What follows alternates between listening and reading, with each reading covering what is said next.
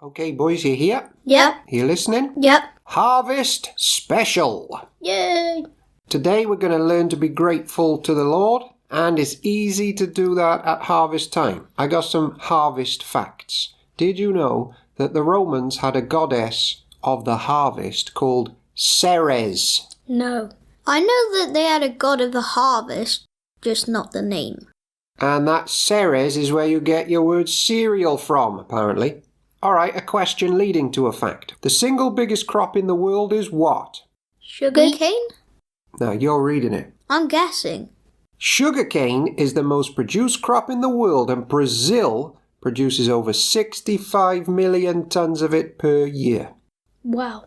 Did you know that harvest time is the key for having pizza? No. Pizza is powered by plants. The flour used for pizza dough comes from wheat, and tomatoes give us the sauce, and basil gives us the tasty topping. Even cheese relies on cows to eat crops like corn and hay. Here's another harvest question, and this time we'll pause it for the audience. In which countries do farmers grow square watermelons? A. USA, B. Japan, C. Brazil.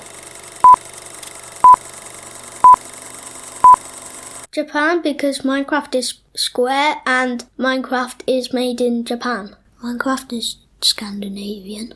Interesting logic, but you got the right answer, and that's all that counts, I guess. Yay, Japan. Now, the Bible talks about harvest and gives us some key lessons. Number 1, you sow in one season and you reap in another. What does reap mean?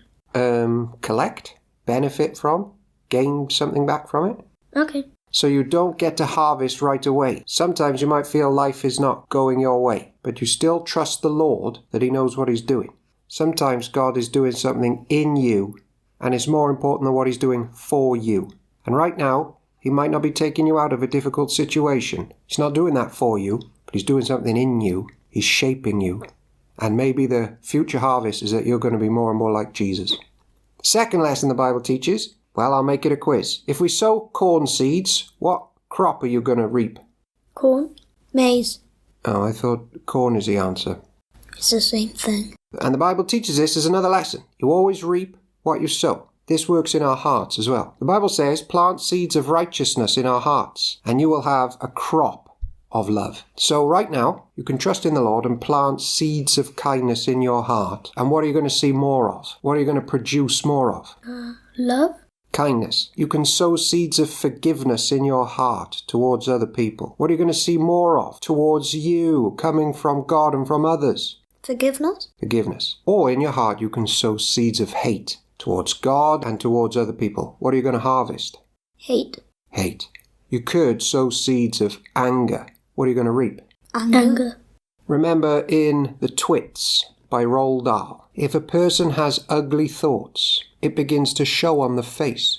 And when that person has ugly thoughts every day, every week, every year, the face gets uglier and uglier until you can hardly bear to look at it. But a person who has good thoughts cannot ever be ugly. You can have a wonky nose and a crooked mouth and a double chin and sticky outy teeth, but if you have good thoughts, it will shine out of your face like sunbeams, and you will always look lovely. And if we're not grateful to God for the food and the harvest and the bread and the things in our fridge and the clothes that we've got and the friends that we've got, what do we do with that bitterness and resentment and anger? We ask Jesus to forgive us. Bring it all to Jesus at harvest time. So let's go off appreciating everything God gives us in life, including the forgiveness of sins, and be full of joy and peace and forgiveness to everybody we meet this day. Lessons from harvest.